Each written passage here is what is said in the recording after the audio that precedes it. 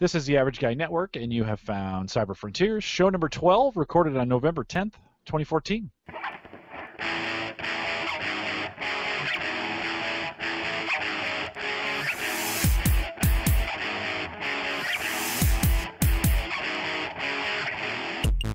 Here on Cyber Frontiers, we explore cybersecurity, big data, and the technologies that are shaping the future, all from an academic perspective.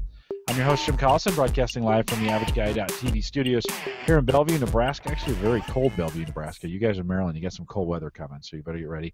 And we post this show with world-class show notes each week out at the AverageGuy.tv. If you have questions, comments, or contributions, you can contact us. Send me an email, jim@theaverageguy.tv. Track me down on Twitter @jcollison. And I need some help because Christian is catching me quickly. 267 to go, and the troops will invade. I think he's going to blow past me pretty quick here @jcollison. Or now, call in those questions, 402-478-8450. We'll play them right here on the program. Joining me tonight from their security fortification at College Park, University of Maryland, and of course they're all on the same floor. So we should probably not disclose that location because there's somewhere to happen. Massive wipeout. Let's start with Christian. Christian, how are you?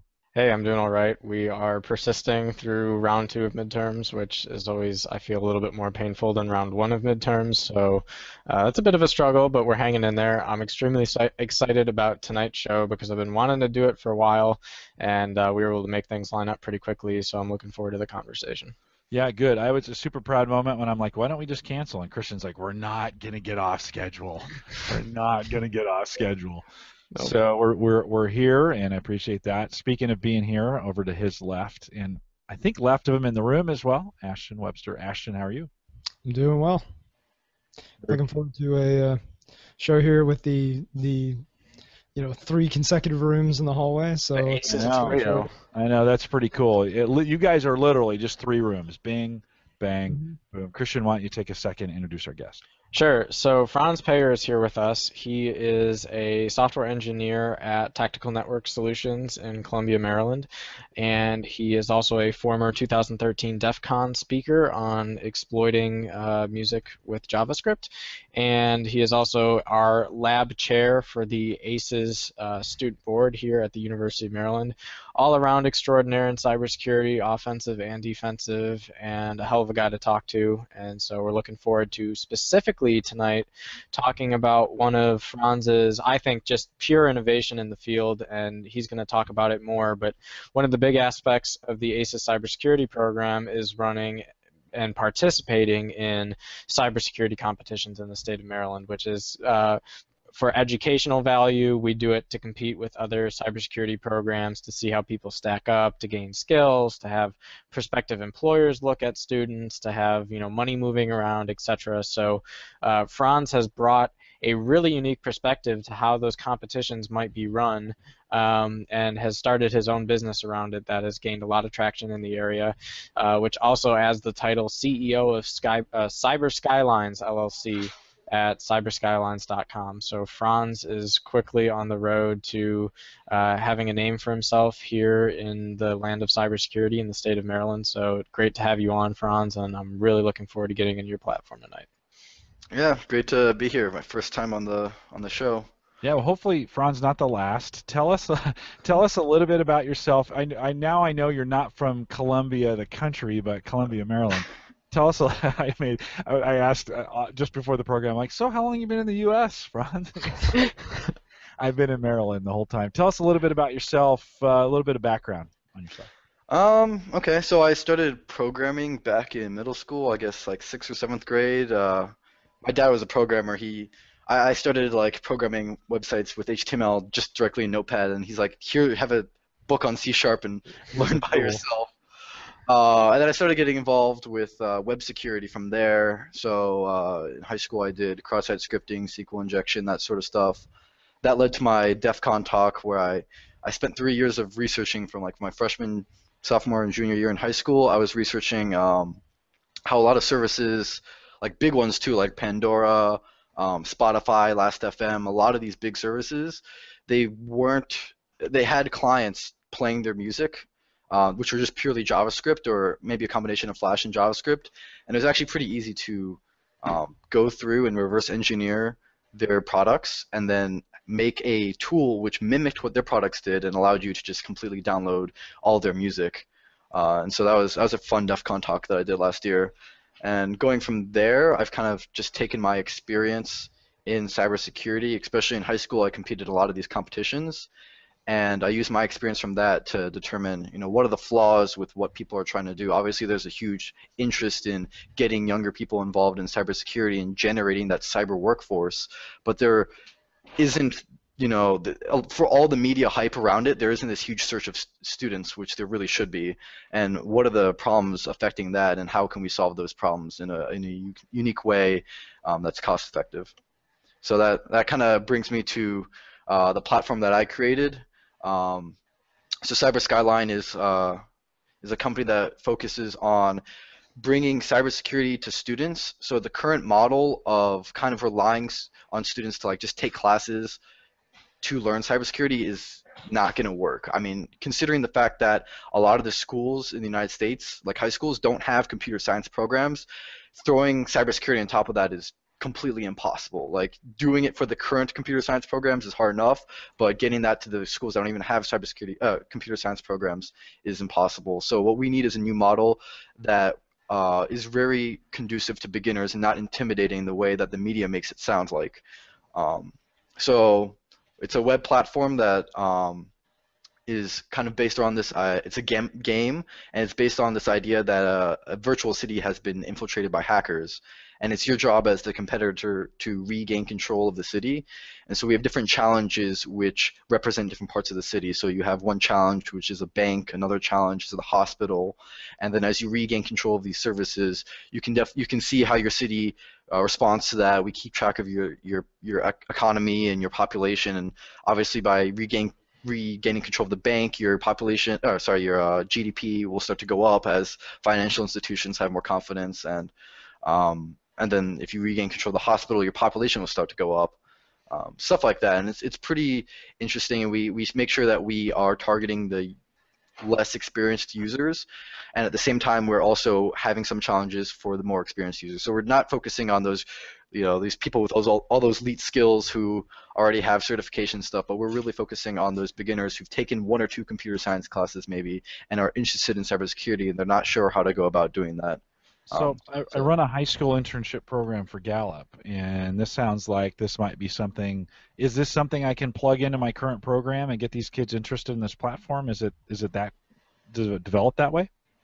So the way it's developed is, well, the original logic or the reasoning behind creating this in the first place was we were teaching workshops for the honors program here, and we wanted a way to centralize the material and make it very easy to reuse and have challenges and all these things in a portable platform which we could just deploy rapidly and do workshops.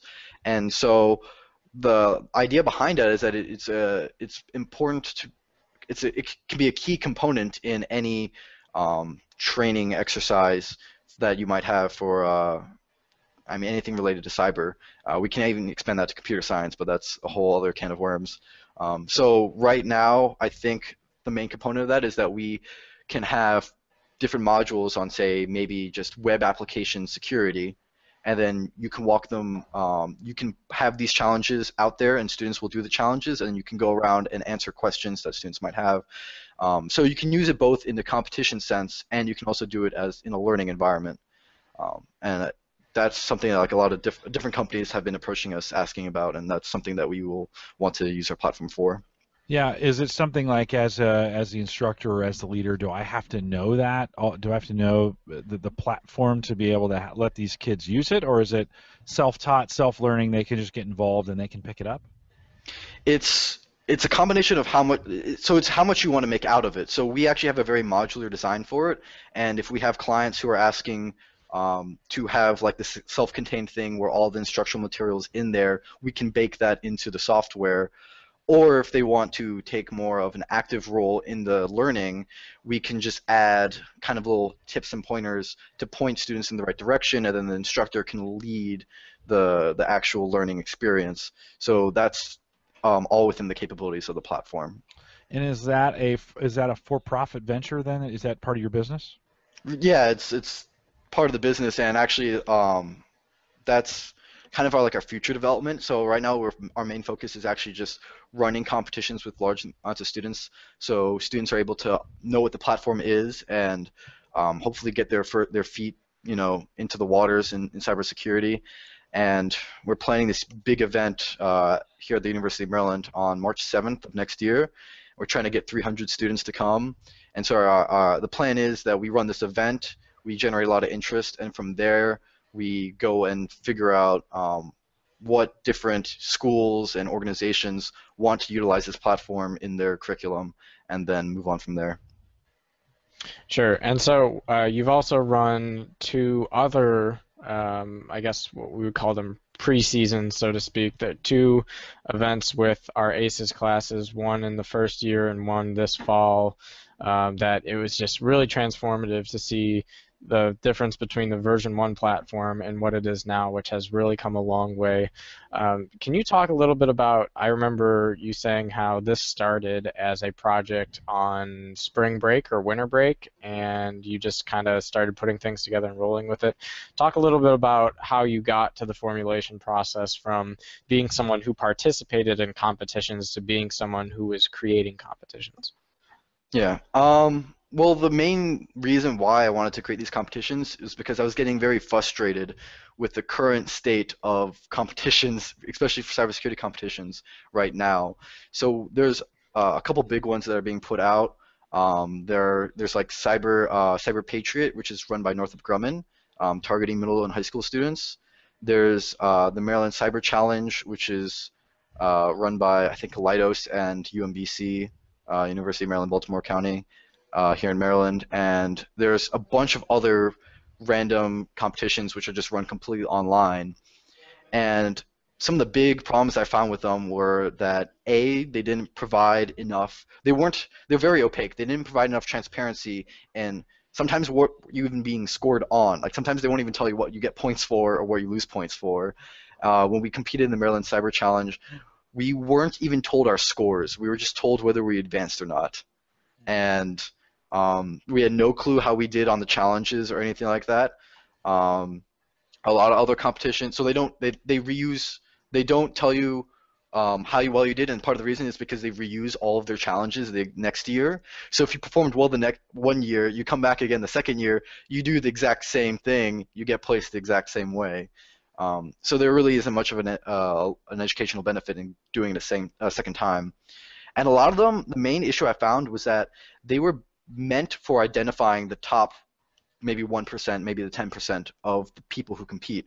And a big problem with that is if you talk about a field like cyber where we don't have enough people, identifying the top 1% only gets you so far, right? You're identifying the cream of the crop, but the problem is that you're not filling the hole.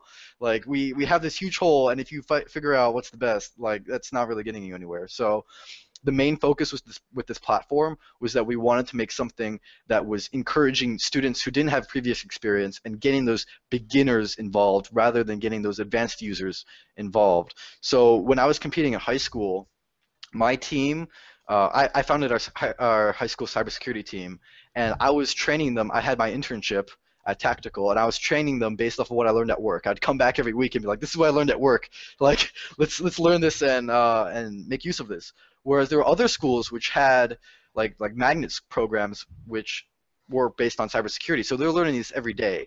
And if you consider a beginner who's learning this on their own versus a class of students learning it every day in school by trained professionals, there's a huge discrepancy in that skill level. And if you have competitions identifying the top 10%, it's very unlikely that you'll actually get those people who are genuinely interested but just don't have the resources available. So the idea is what we want to get those students who may not have resources but have the interest, get them involved and get them learning, get them ready to get a career in cybersecurity. So from there, it was evolved over spring break. We decided to make kind of this Jeopardy-style competition where we ask you questions, you provide answers, and rather than having an active competition against other students. And we kind of rushed it. We developed it in 1 week. We came back and we showed it to the faculty, and they're like, "Whoa, this is actually usable, viable."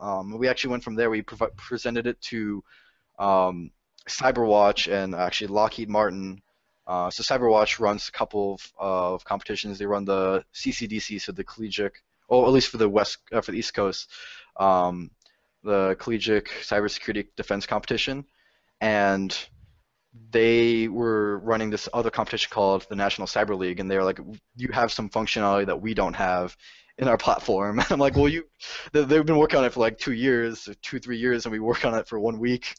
So they were interested in that, and like we took it to Lockheed, and they're like, yeah, this is a lot more modular. It has a lot more capabilities. So there's a lot of interest in it, and from there we just started developing it. And I think the biggest selling point is that we are focused on generating interest and getting those newer students involved, whereas everyone else is focused on identifying the best students. And a big component of what we want to do is this in-person competition, because I think there's a huge value in having these hands-on interactive competitions. So it's team-based, so you work together as a team, and we have these challenges which can incorporate multiple disciplines in cybersecurity. So you might have a multi-tiered challenge where you have to get access to this web server, so you have to via the web, some like SQL injection, right? And then once you get in, you have to crack the passwords, and then once you crack the passwords, you got to log in and look at these files and analyze the logs and stuff like that. So we're incorporating multiple tiers. You have to have someone who knows how to do SQL injection, someone else who can do password cracking. So we're really trying to create these multidiscipline fields in cybersecurity within the competition, and I think that's very conducive to the learning environment that we're looking for. So Franz, when you were if students are working on this and they run into a roadblock where maybe they can't get into the web server, which leads to those other tiered challenges, is there like advice that's given to them when they get to that point, or is there some learning experience that can be gained if they aren't able to continue on in these tiered challenges? Yeah, so the way that we have set it up is the first way of going about that is we have a increasing difficulty scale. So at the beginning you have these very easy challenges, and the idea would be the next challenge will take something you learned from the previous challenge and build upon that. So if you're able to do the easier challenges, it makes it a lot easier to do the challenges after that, and you build off of your knowledge. Plus you have access to the internet to look that up, and we provide hints and descriptions along the way to look at that. And on top of that, when we run our competitions, we really focused on the problem-solving ability of the students. So we want to make sure that they know what they're supposed to be doing, and they might not know specifics, like they might not know a Linux command. And that isn't the focus of our competition, because like that's something that you pick up, that's knowledge that you pick up when you do this multiple times. That isn't a problem-solving ability. So we'll actually give you like a Linux command, or we'll help guide you along the way. So we're really focused on actually making sure that you're learning rather than identifying who's the best person there. So we're not going to give you the answer, but we will help you get the answer and get you along that way. So you really shouldn't be stuck on any one question. And the way that the competition is structured is that if you get stuck on one question, that isn't the end of the line for you. We have multiple paths that you can take. So if you're stuck on this one question, you can move on to a different one and keep progressing through the competition and still place very well even if you're unable to do one challenge. So at the end of the day, you're going to be learning something, and if you still can't get it, you're not going to be banging your head against the wall for several hours trying to get this one challenge. You can move on to something else and still gain some experience and some knowledge by doing something else. Yeah, and one of the other cool things too is when we were playing it in team mode, where we formed teams of 4 at the last competition, we were able to basically have, one person on the team would go down one of the different paths, and then each individual would get down as far as they can, so that you could basically double your profits within the city as fast as possible, which was really fun because most of us would get about 3/4 of the way and then get stuck towards the end, and then 2 people would each start looking at it until you're able to make it up. So that was a really cool aspect of it, is that you could move around through different topics, and it wasn't just all on one specific type of cybersecurity problem. You could do reverse engineering, you could look at code analysis, you could do, there was actually some trivia, I think, even. So there's a lot of cool ways to get involved into different skill sets.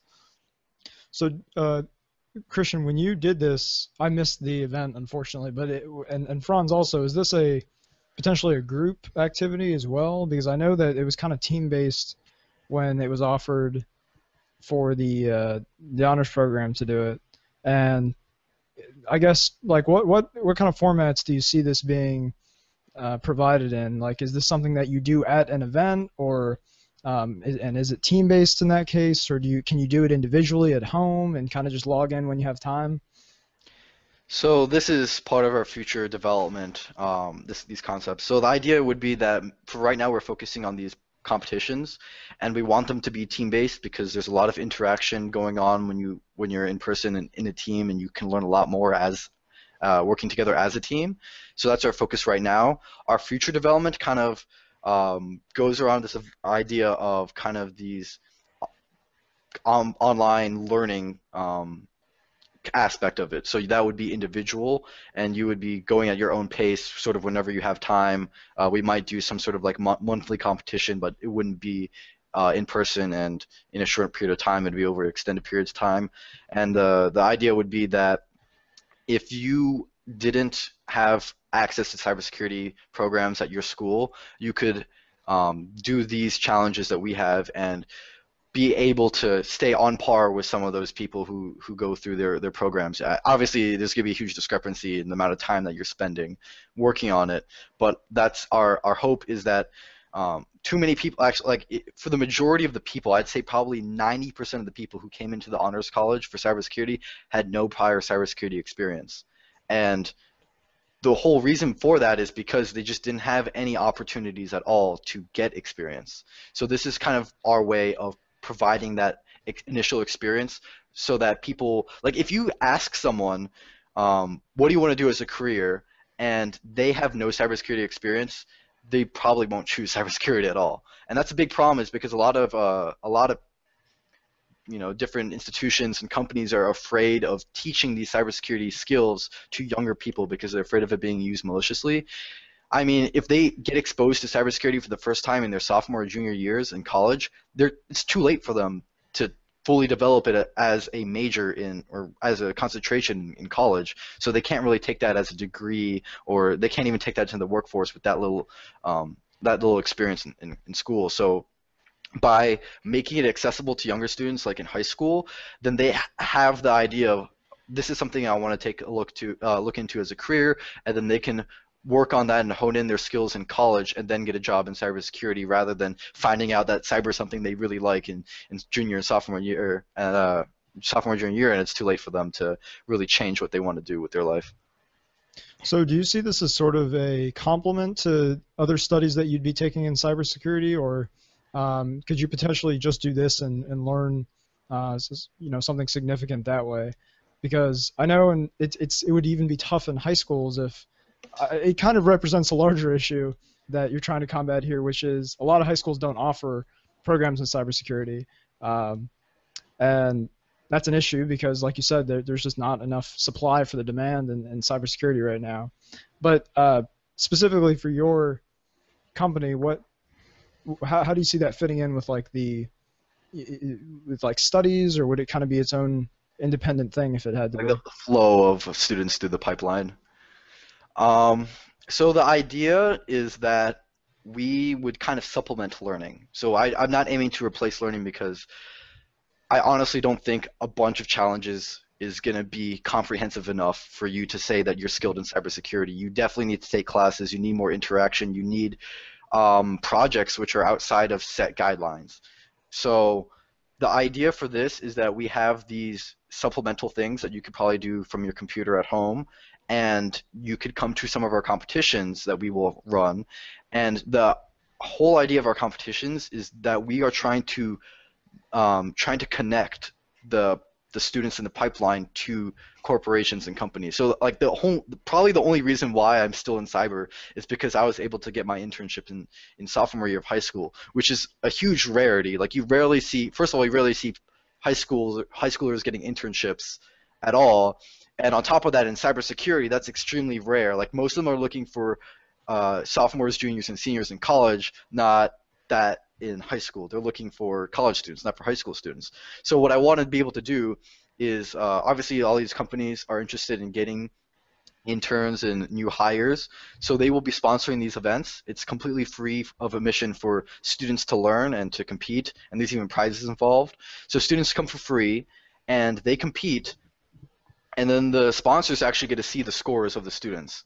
And you have the chance of networking with other companies. And the idea would be that if you come to this event, you've done some of the challenges that we'll have online, and you go through these things, you'll have some basic experience and knowledge that these companies are looking for, and then they can offer you internships, and then that's where you continue your education. So we're not planning on uprooting the current system for education. We want to supplement it, and we want to help students connect with these companies who are very interested in making sure they have qualified cyber professionals, and they will kind of take it from there. And definitely by coming to these competitions, you have a lot of opportunities to further your career or your education in cybersecurity. Yeah, I'm sure that the companies get a lot out of it, because you're essentially giving a report card of the students that are participating in these with their scores. Makes it easier for them to recruit and know who's got experience in this. But in addition to, obviously high school students may not have this is filling a void that they didn't have before.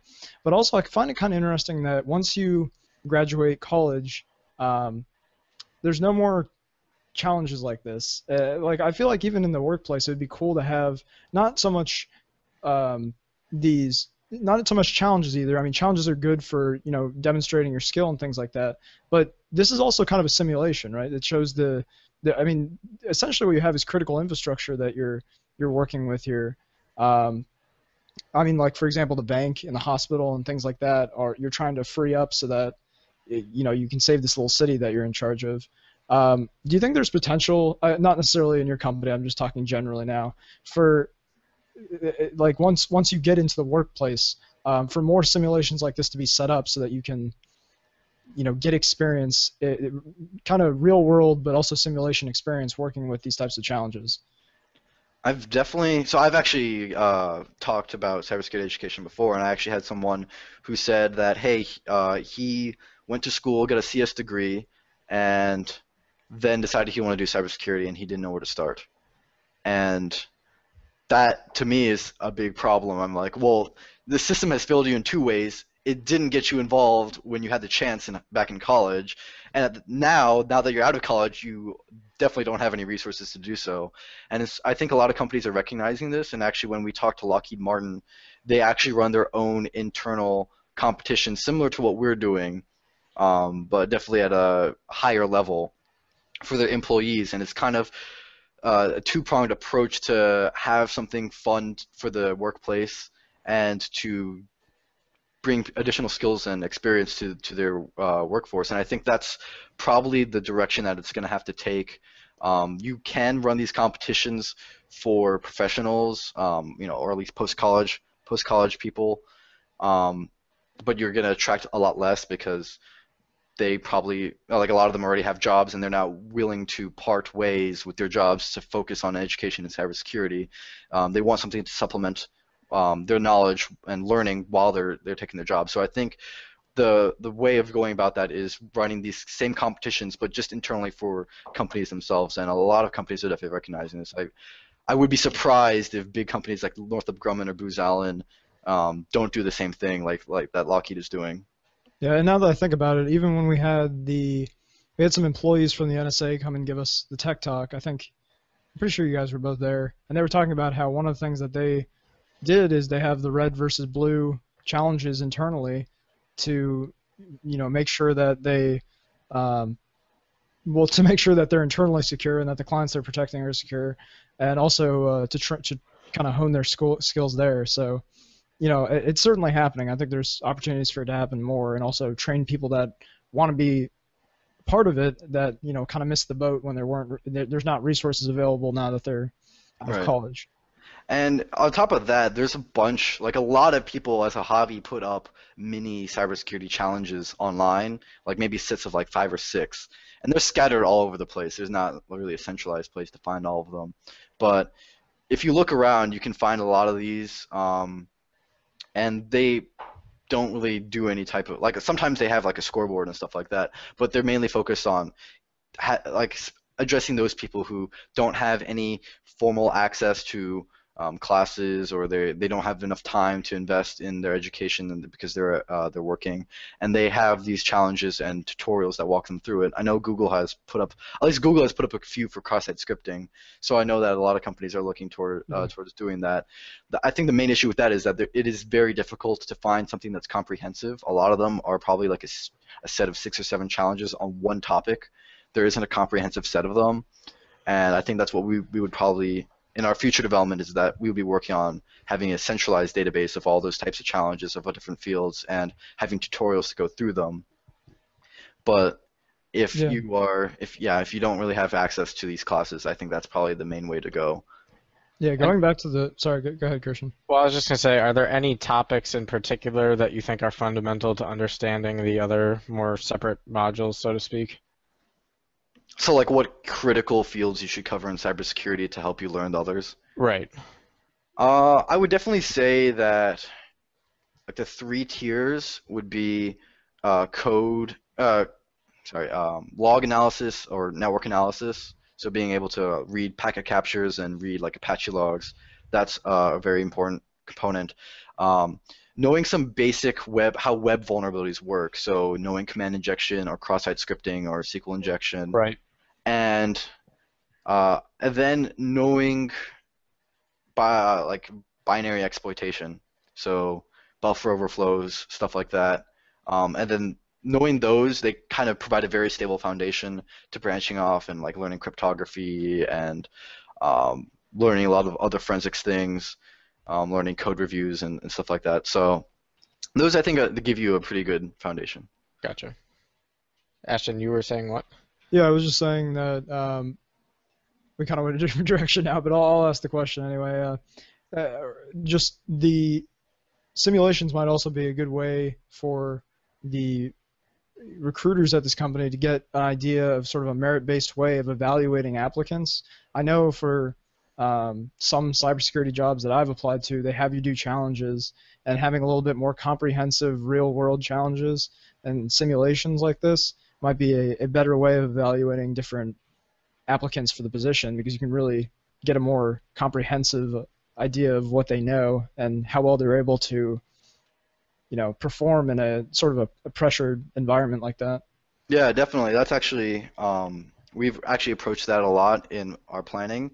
And so something cool that we do is the sponsors for the competition, they have the opportunity to create their own set of challenges, and we will integrate that into the competition. And they will get a detailed report of everyone who attempts those challenges.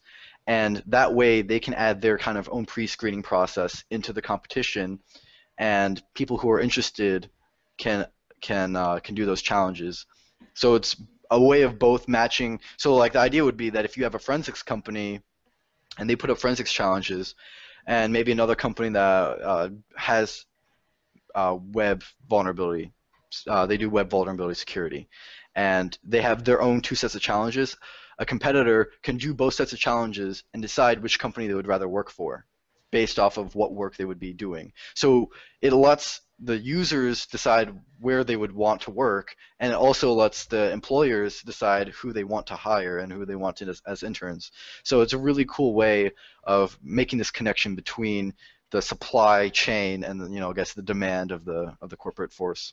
Yeah, I think you can get really accurate information on both sides for the applicants and the recruiters. It's just an all-around cool experience. Actually, it kind of reminds me of, I believe the website's called Kaggle. It basically hosts these machine learning and like big data challenges. And what the companies will do is they'll put out some like sanitized or some like subset of data that they have, and provide like a challenge to see who can best label it. So like for example, I think one of them was like a Russian eBay like site, and you had to find if the posts on it were spam, for example.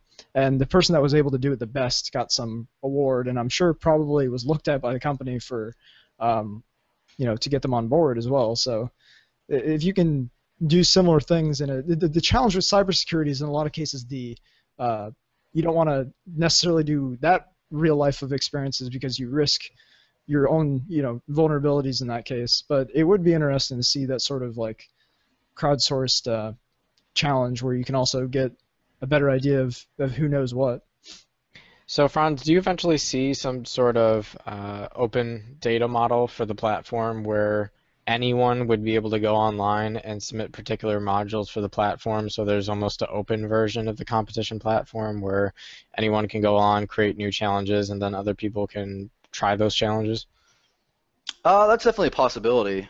Future down, yeah, I think that we will definitely incorporate that model. Like the code for the platform itself would be closed source, but we will have an Right. API which will be public, and you can make your own challenges, and we will host your challenges.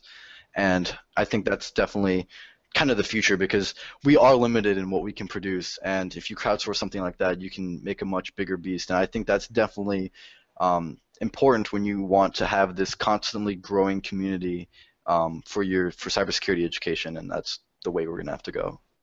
And so, right now the platform, you're basically, turning things on and off and delivering the individual platform to each competition. But eventually, just to be clear, there are plans to have, a public Skyline web address where anyone would be able to go on and do these challenges? Or is it still going to be, you're going to get access to this interface based on what type of competition you're coming in from or what type of student group you are in the US or that kind of thing? I mean, we will probably. I mean, this is really far ahead, so I'm not really sure. But I do envision this system where users create their own challenges and they can put it on our platform and other people can do them. And the mechanism in which we do that might vary, but definitely that's something that we want to have. I'm not sure if I'm pretty sure. Like I already have this policy that I don't want to be charging students to get their education. So the funding really comes from the corporations who are interested in getting access to these students. And so I don't see us charging students to put up these challenges. I think what might end up happening is you might have a company or maybe a school sponsoring these students, and the school or the company covers the cost of hosting these challenges, and the students can use the service for free. And that might be what type of thing we have, because we want to make sure that we also keep these things clean. We don't want to have any malicious stuff running on our own servers and stuff like that. So there will have to be some validation, and definitely the openness of that and having these uploads and user-generated content is what we want. Sure. And going back a little bit, just in general to the formation of this, is there any one particular challenge that sticks out to you in developing and creating this concept that was particularly hard for you that you had to overcome, or did pieces just kind of fall together in place as you went along? Like with technical capabilities? Yeah, I guess technical business model. I mean, were there any serious revisionary processes where you said you were thinking you were going to do one thing, but then you shifted gears and ended up doing something else? I think the biggest issues we faced have been like technical, and that's actually the way we've been getting around that is that we make one revision, and then we run a demo, and then or a pilot, I guess, pilot run, and then we decide what went wrong, what went right.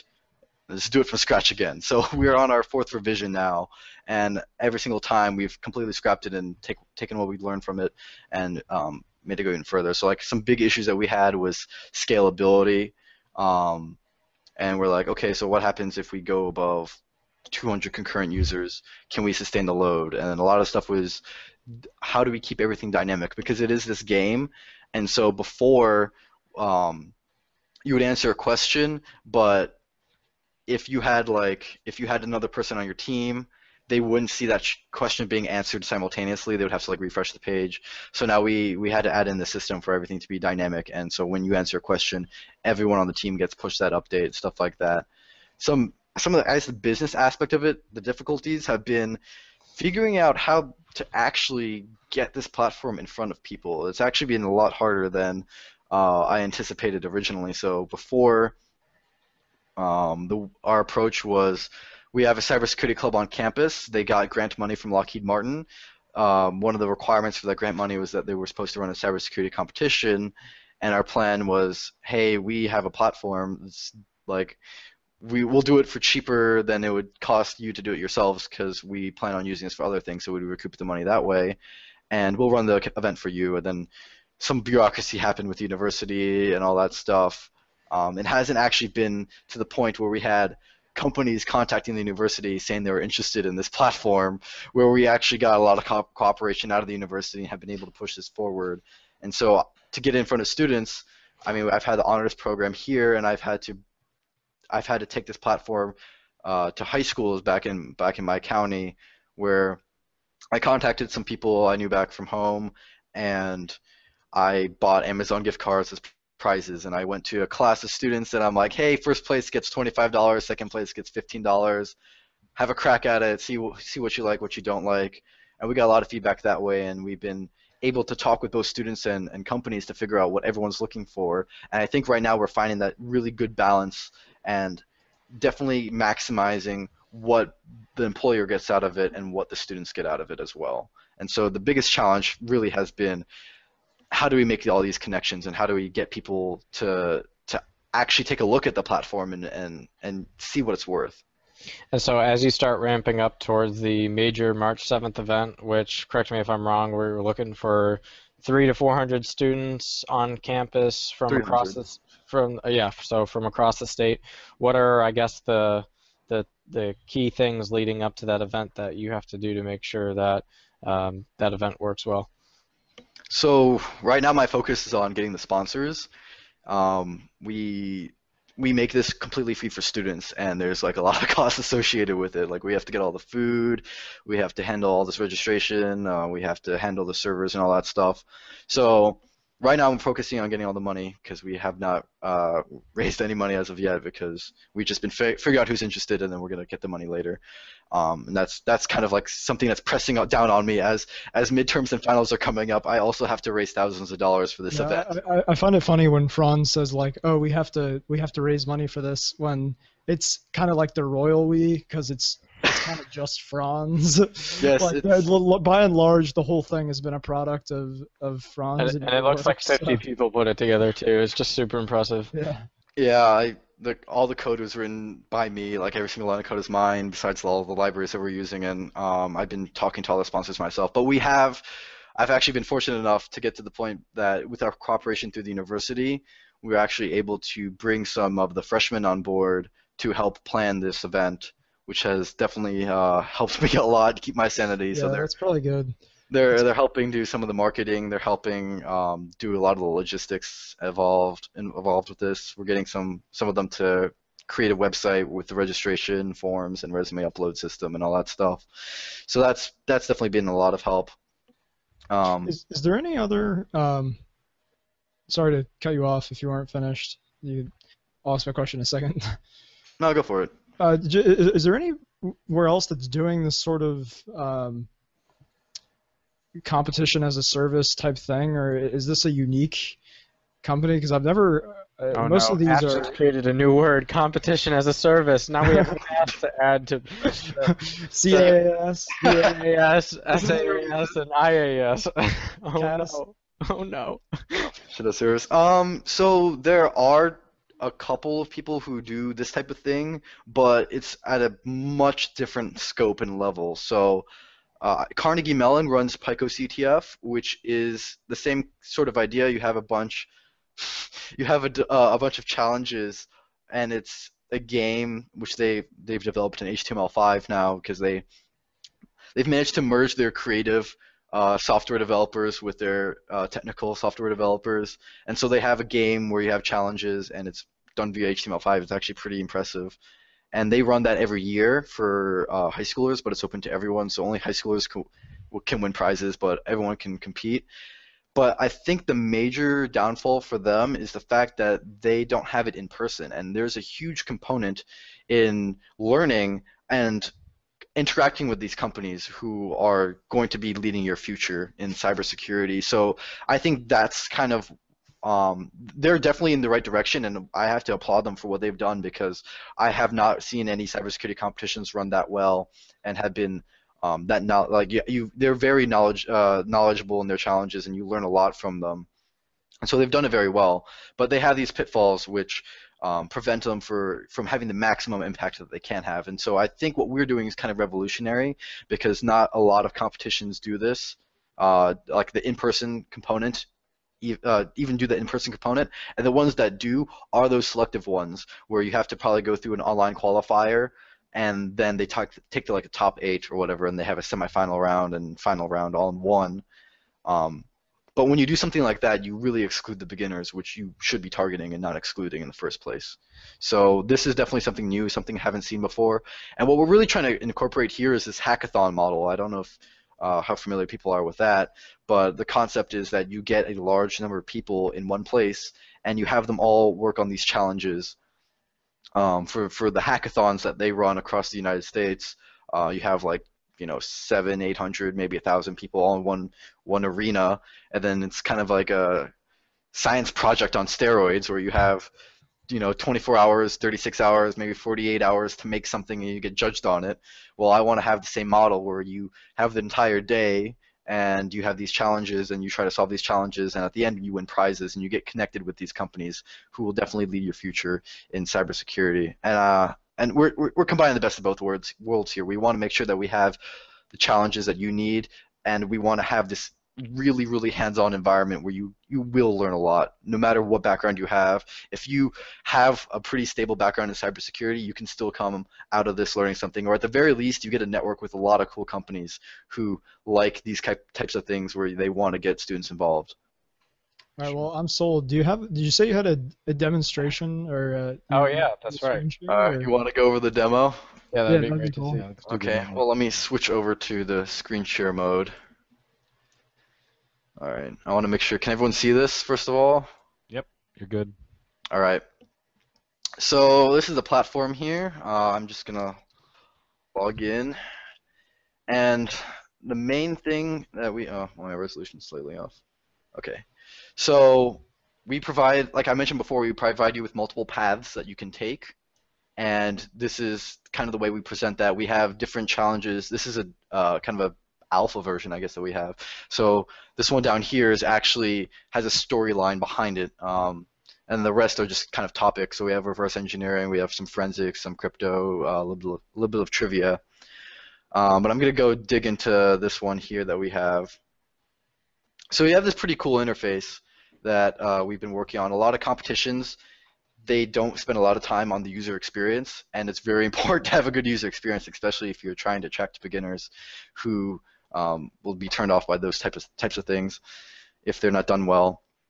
And I'm just going to go straight into the first challenge here. So these are JavaScript challenges, and you have this terminal here. I'm not sure how easy it is to see. Yeah, it's kind of clear. You're fine. Okay, and the idea is that some hackers have exploited this support terminal that sysadmins for this bank were using to log in, and you have to find the password. So we click here, and we get some information about the challenge. So the terminal is connected to a support system at the POSIX bank, and if you gain access to it, you can get into some other internal systems, and you hit this hint button that says the password is somewhere on the page. It's just hard to see it. And you click on View Source, and we have this built-in IDE for our competition platform here, and you can actually see the relevant source code. So we actually remove all the UI stuff that we have that isn't relevant to the challenge, and you see here that there's this paragraph which has the password is super secure in white text. So actually, if we highlight the page down here, you can see that the password is just in white text with a white background. And if I type in super secure, I get marked instantly as correct. And something cool that we have is that a lot of these challenges, you get rewarded for solving them earlier. So this one gives you a benefit of $25 a year, and for demo purposes, I said a year to a second. And you can see this, our money is just steadily increasing as we go on. And then these get more difficult they get more difficult as you go on. We've got, I guess I can go into this one. This one's a little bit more complicated. So here we have a username that's hard-coded. It's teller123, and we have this password, which are these character codes, which you have to know that you probably have to evaluate this JavaScript function or go online and look up the character codes. So it's slightly more difficult than the previous challenges, and we're just building upon that knowledge. Like, oh, I have to view source, and I have to look at the code, and I have to interpret what it's saying. And if you have some basic computer science knowledge, like you can definitely see, if you have white text that says the password is super secure, you can do that, and you can move on from there. And this is all part of this comprehensive progressive learning that we have, and you can see every single challenge has its unique interface. So this one is this admin panel for bank tellers, and this one is a wire transfer form that they might have. So it's a pretty nice interface that we have, and we have these hints, and we provide you tools, which is definitely something I haven't seen before, is that we actually provide you tools to help you solve the challenges. A lot of competitions will just throw you out there, and they will say figure it out on your own.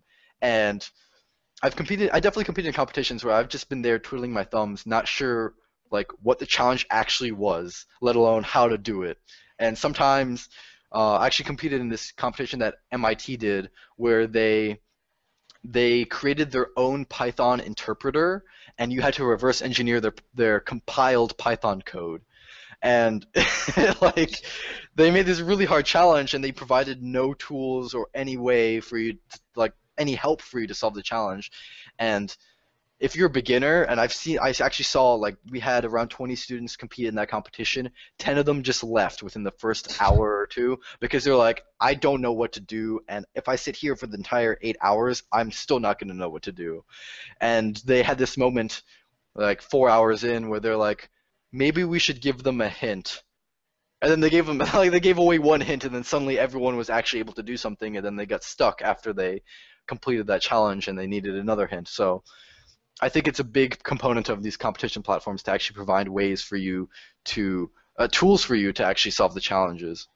And everything's dynamic here, so we have this timeline that you can see.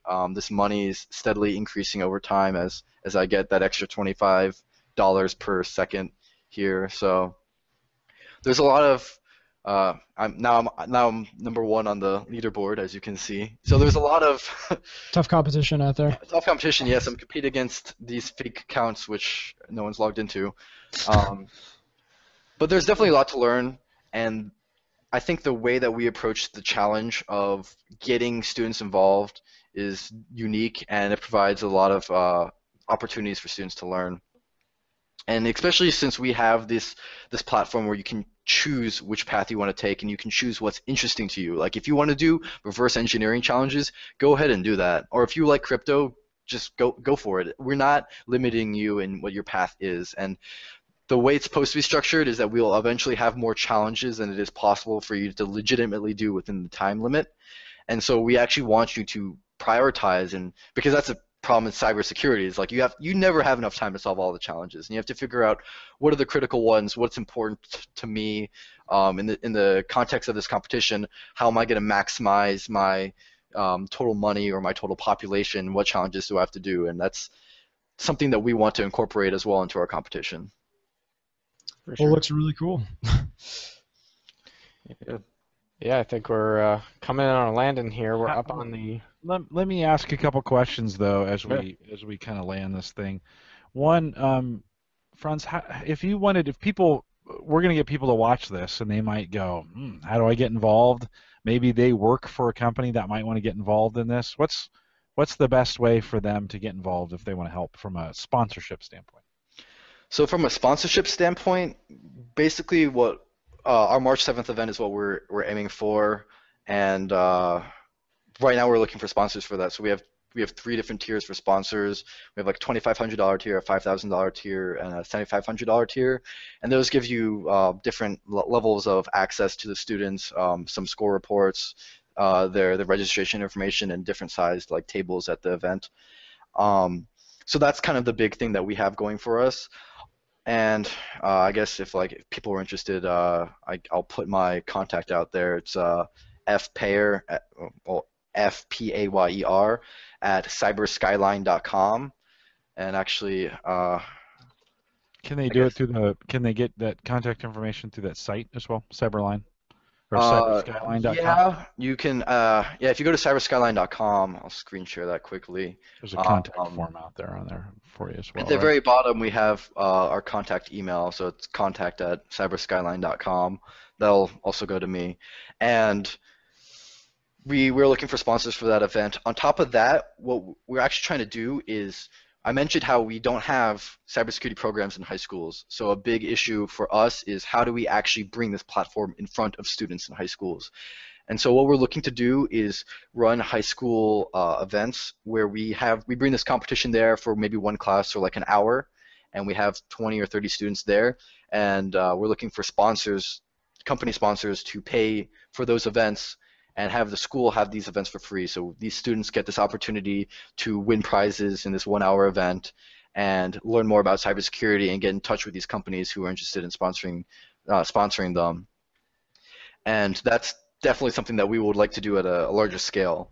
And so if sponsors are interested in that, that's something that we also do. And we are also planning on licensing the software to run competitions internal for companies. So if your company wants to run an event like this, either internally or you want to run a big event as like a recruiting type thing, we license out the software as well, so you can contact me for that. And there's just those 3 ways in general are 3 very distinct and different ways that you can get involved, whether you're a small company and want to make an impact, or you're a large company and you want to make a big splash. And these are all different ways that you can get involved. And I think that we're providing sponsors with a multitude of tools to get engaged and get in contact with these students who are interested in cybersecurity. All right. Sounds cool. Yeah, no, this is a great presentation. I think walking through this over the last 50 minutes, which would give anybody a great overview of what you're trying to do there. I'm intrigued. I like it. I like, as we think about what we do with our high schoolers, we focus on software development as opposed to cyber.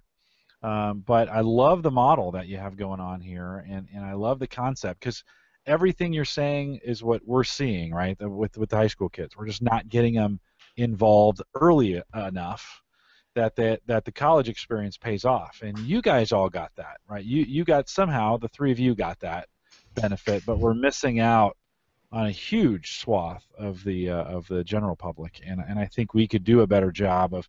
One of the reasons we started a high school program was to get it done earlier. So we're hoping other organizations will follow our lead as well and come up with their own internship program. I look at this, just first time I've seen it tonight, and I go, man, I like what I see here, and I like now this competition as a service model that Ashton has coined. This evening, that's officially launched here,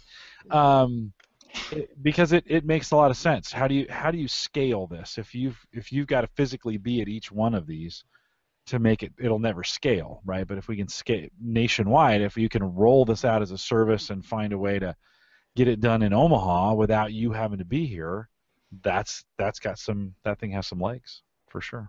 Yeah. Cool. Very good. Very good. Well, thanks for Franz. Thanks. It's great to meet you as well. Yeah, Christian, Ashton, anything you guys want to throw at? Great opportunity. We're going to kick this thing out and promote it big. See if we can get some folks, get some eyeballs on it. Christian, Ashton, anything else as we kind of wrap it up and send you guys back to your studying for that? Well, we're done studying for one night. Let's not. We're all avoiding that right now. Other than that, I remember when I was in college and I had a big test, I would do anything. I'd get a root canal, I'd clean the house, I'd mow the lawn rather than study. So I understand. I remember. Yep. Well, I just wanted to say that I'm glad to see things like this where you can take what you've learned in class and actually apply it, even if it's in a simulated environment. I think that's just a an all-around more valuable experience than you would get by just going to class or neither, for that matter. It gives, and I like that it gives access to people that wouldn't otherwise have a chance to do it. Yeah, no, for sure. Good stuff. Christian, any final thoughts? Yeah, no, I've tried both of his pilot runs, and it's just the experience has been better and better every time. So I'm really excited to see where this goes, because I think it has big potential and big future for the path that cybersecurity education is going to take in this space. Very cool. Well, Franz, thanks again for coming on. Appreciate it. I'll remind individuals listening to this, if you want to support what we do here at the Average Guy Network and Cyber Frontiers, the best way to do that is just subscribe to the podcast. Tell your compadres, the folks that you work with, those that you're networked. Share it on your socials, on your social sites. Post it on Facebook, LinkedIn, whatever you do. Maybe just hand over a thumb drive of it to somebody with it on it. We'd love to have you do that. We've got all the links that you need to subscribe to this podcast over our subscription page. Just go to theaverageguy.tv/subscription. And we've got all kinds of different ways. You can get this video large, video small. You can get the audio. You can stream it on YouTube. Just about any way you can think it's available out there. Thanks to Christian. We got the show in Ashton. We got the show in tonight. Gentlemen, thank you for pushing it and making sure it happen. I was thinking last night we might bail on this, but glad we got through. We'll be back in 2 weeks. We'll do it all over again on Cyber Frontiers. With that, say good night. Good night, everyone. Night. Bye.